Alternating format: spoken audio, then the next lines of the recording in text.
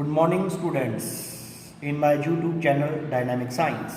आज हमारा टॉपिक है इलेक्ट्रिक करंट। ये इलेक्ट्रिक करंट जो टॉपिक है ये 12th और 10th फिजिक्स दोनों में आता है, तो आज हम इसको कॉमनली लेंगे। Electric current. Electric current is denoted by I. In some books it is denoted by capital I, in some books it is denoted by small I. So what is electric current? The flow of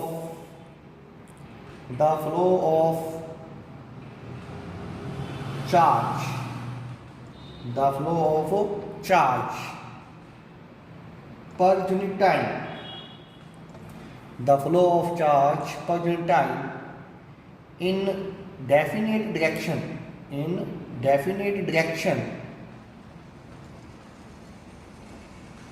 per in a conductor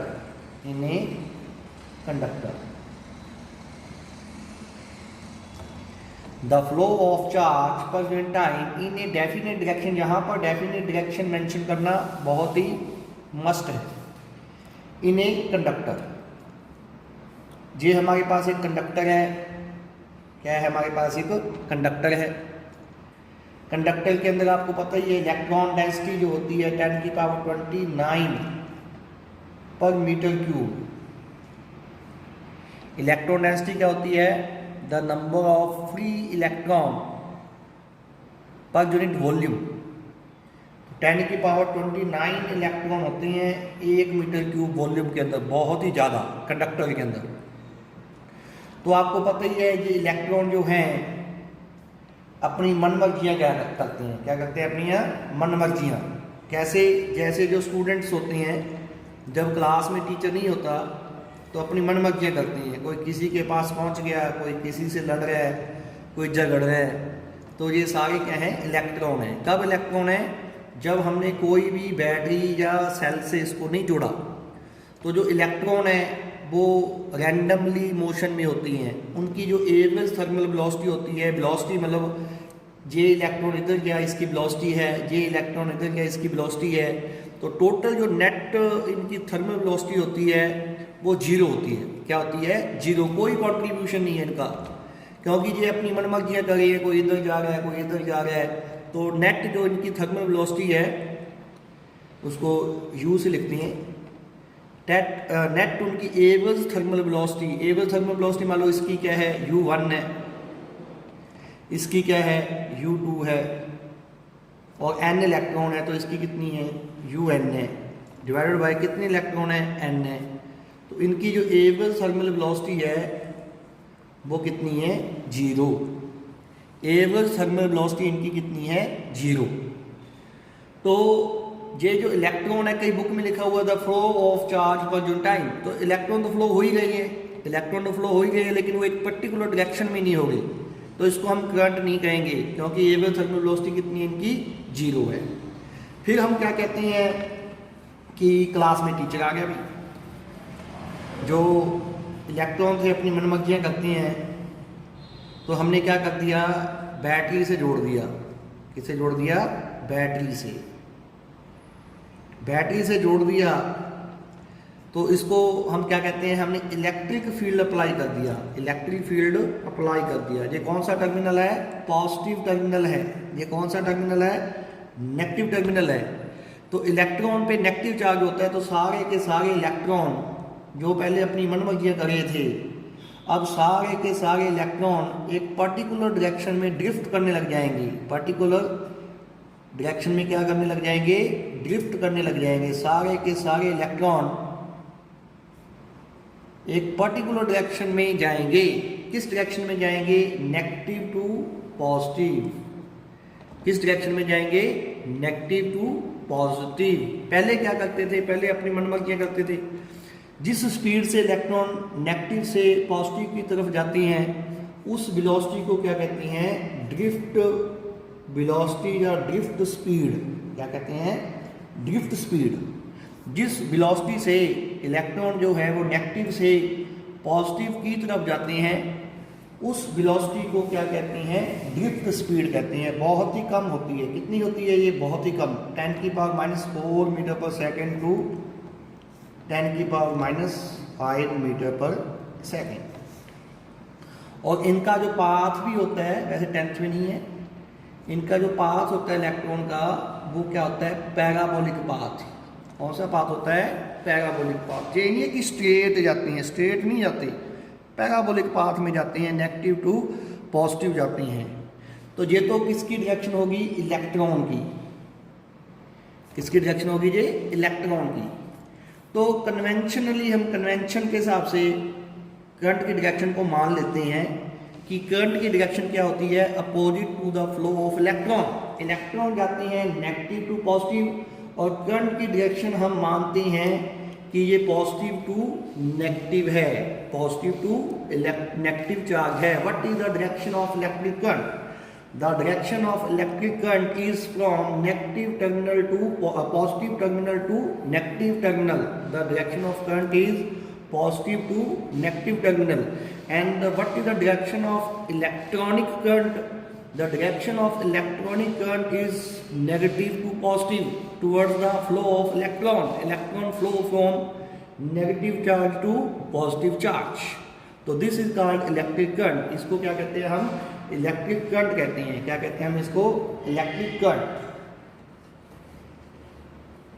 electric current को अगर हम mathematically लिखें तो electric current I is equal to charge per unit time. Charge per unit time. Charge का SI unit क्या है, coulomb, और time का SI यूनिट क्या है, सेकंड। तो SI यूनिट क्या हुआ इसका, coulomb per second. Coulomb per second इसको ऐसे भी लिख सकते हैं CS-1 कूलम पर सेकंड। और जनरली इसको क्या कहते हैं, एम्पियर। क्या कहते हैं, फ्रांस का साइंटिस्ट था एम्पियर, तो उसके नाम पे इसको यूनिट क्या कर दिया हमने, एम्पियर कर दिया। What is the SI unit of current? The SI unit of current is ampere. क्या कहते हैं हम इसको, एम्पियर, A। और ये किसके इक्विवेलेंट होता है, ये होता है कूलम पर सेकंड के इक्विवेलेंट होता है। किसके इक्विवेलेंट होता है एम्पियर, कूलम पर सेकंड के इक्विवेलेंट होता है। अगर आपसे कोई कहे डिफाइन 1 एम्पियर करंट, अगर आपको कोई कहे define 1 ampere, blue line question है जी, NCERT ब्लू लाइनर। क्या है, define unit of current. Define unit of current. तो जहां पर डिफाइन करना है यूनिट को, the SI unit of current is ampere. SI unit क्या है, एम्पियर। अभी हमने कहा किसके इक्विवेलेंट होता है, कूलम पर सेकंड के इक्विवेलेंट होता है। तो SI unit of current is ampere, but we have to define it. हमने क्या करना है, इसको डिफाइन करना है। तो आई अभी हमने लिखा था करंट किसके इक्वल होता है, चार्ज पर यूनिट टाइम। तो 1 को डिफाइन करना है, 1 एम्पियर को डिफाइन करना है। If charge is 1 unit, charge is 1 unit and time is also 1 unit. क्या है यूनिट चार्ज का, coulomb. If charge is 1 coulomb and time is 1 second, तो the 1 ampere current may be defined when 1 coulomb charge flow in a conductor in 1 second in particular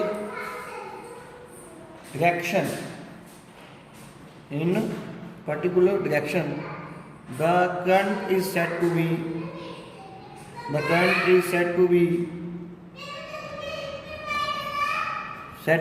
1 ampere. जब unit charge unit time में एक particular direction में conductor के अंदर flow हो, तो उस करंट को हम कितना कहेंगे, 1 एम्पियर कहेंगे। कितना करंट कहेंगे उसको, 1 एम्पियर कहेंगे। तो ये ब्लू लाइनर क्वेश्चन है डिफाइंड यूनिट ऑफ करंट। तो ऐसा unit of current is ampere. उसके बाद क्या है, इसको मापते क्या है। नाइन्थ में था कि स्केलर एंड वेक्टर। भी करंट जो है ये स्केलर है कि वेक्टर है। तो current is scalar quantity. Scalar quantity, इसमें डाउट रहता है कि सर करंट की डायरेक्शन भी होती है, मैग्नीट्यूड तो होता ही है, तो इस हिसाब से तो वेक्टर क्वांटिटी होना चाहिए। No, current is a scalar quantity. क्यों स्केलर क्वांटिटी क्यों है? Because it is independent from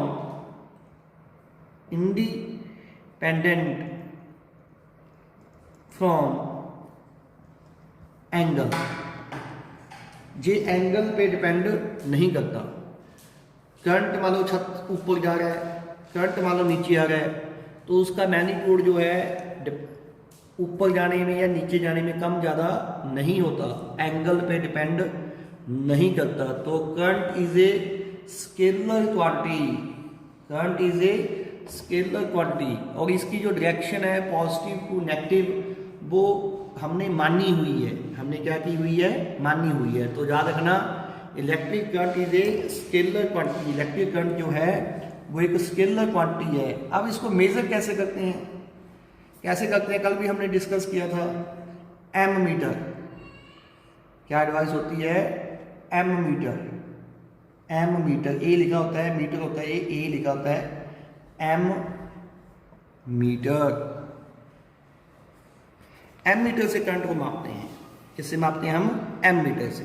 ये हमेशा ये डिवाइस होती है, किसमें लगती है? ये हमेशा सीरीज में। कल याद हो आपको, हमने बैटरी लगाई थी, साथ में की लगाई थी, और यहाँ पर हमने क्या लगाया था? Ammeter. क्या लगाया था? Ammeter. और एम मीटर को अकेले कभी नहीं लगाना। क्यों नहीं लगाना? क्योंकि एम मीटर की रेजिस्टेंस बहुत ही कम होती है। एक आइडियल एम मीटर कौन सा होगा? आइडियल एम मीटर कौन सा होगा? जिसकी रेजिस्टेंस कितनी होगी? 0। रेजिस्टेंस क्या होनी चाहिए एक आइडियल एम मीटर की? 0। तो एम मीटर की रेजिस्टेंस बहुत ही कम होती है। अगर आप सर्किट में इसको अकेले को लगा दोगे तो ये क्या हो जाएगा? डैमेज। क्या हो जाएगा? ये डैमेज। तो resistance must be there. Resistance हो, वोल्ट मीटर हो, एम मीटर को अगर मान लो ये क्वेश्चन आ जाता है कि what happen to ammeter in this diagram, what happen to ammeter, तो ammeter likely to be damaged। likely to be damaged। Ammeter क्या हो जाएगा? डैमेज। अकेला एम मीटर कभी नहीं लगाना। अगर अकेला एम मीटर लगाओगे तो वो क्या हो जाएगा? डैमेज हो जाएगा। अब 1 एम्पियर करंट जो होता है बहुत ही ज़्यादा होता है। 1 एम्पियर करंट क्या होता है? बहुत ही ज़्यादा होता है। तो हम मिली एम्पियर में भी लिखते हैं करंट। मिली एम्पियर में, milli ampere means 10⁻³ ampere. Milli ampere means 0.001 ampere milli. फिर माइक्रो होता है। माइक्रो, इसमें बच्चे बड़े कन्फ्यूज होते हैं। Micron ammeter ampere means 10⁻⁶ ampere. 10⁻⁶ ampere. तो ये छोटे यूनिट है। क्या है ये? करंट के छोटे यूनिट हैं, milli ampere and micro ampere. अब एनसीईआरटी में न्यूमेरिकल है। एनसीईआरटी में न्यूमेरिकल है। NCERT numericals. फार्मूला क्या लगेगा? I = Q/T, where Q is charge and T is time। I किस में होना चाहिए? एम्पियर में। Q किस में होना चाहिए? कूलम में। और टाइम किस में होना चाहिए? सेकंड में। किस में होना चाहिए? सेकंड। तो न्यूमेरिकल है, हम सोल्व करेंगे उसको भी। ये न्यूमेरिकल एग्जाम्पल क्या है 12.1। A current of 0.5 ampere is drawn by a filament of an electric bulb for 10 minutes. Find the amount of electric charge that flows through the circuit. Current दिया हुआ है हमें, टाइम दिया हुआ है, हमने किसकी वैल्यू को निकालना है, चार्ज की वैल्यू को निकालना है। तो एग्जाम्पल है जी NCERT एग्जाम्पल 12.1, पेज नंबर है 200। कितना पेज है 200। तो पहले तो क्या है गिवन क्या है, हमें गिवन है करंट गिवन है, करंट गिवन है, कितना करंट है 0.5 एम्पियर। कितना करंट है 0.5 एम्पियर। तो यूनिट एम्पियर होता है जैसे, सही है। उसके बाद क्या है टाइम कितना है हमारे पास 10 मिनट्स। लेकिन टाइम का तो ऐसा यूनिट क्या है सेकंड है, तो we have to change minute को हम किस में चेंज करेंगे, सेकंड में। 10 इंटू 1 मिनट में कितने सेकंड होते हैं 60। तो कितना टाइम आ गया 600 सेकंड। कितना टाइम आ गया 600 सेकंड। क्या निकालना हमने, चार्ज। क्या रिलेशन होता है तीनों में, करंट टाइम और चार्ज में क्या रिलेशन होता है, अभी तो किया था हमने। I is equal to Q by T, I is equal to Q by T.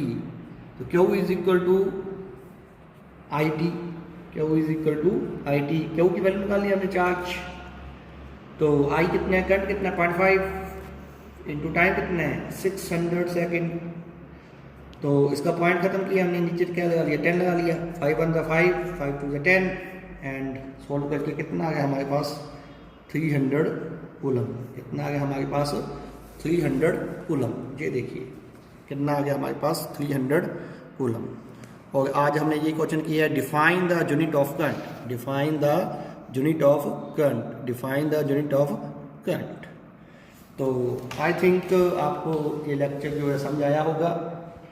तो ज़्यादा से ज़्यादा साइंस वीडियो के लिए subscribe my YouTube channel dynamic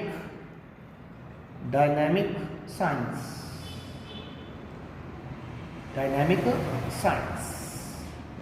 और इससे पहले जिन बच्चों ने क्लासें नहीं लगाई, तो आप मैं लिंक शेयर करूँगा डिस्क्रिप्शन में इस लेसन के, तो आपने उनको देखना है, लाइक करना है, शेयर करना है और हमारे चैनल को सब्सक्राइब करना है। Thanks and having a nice day. Thank you.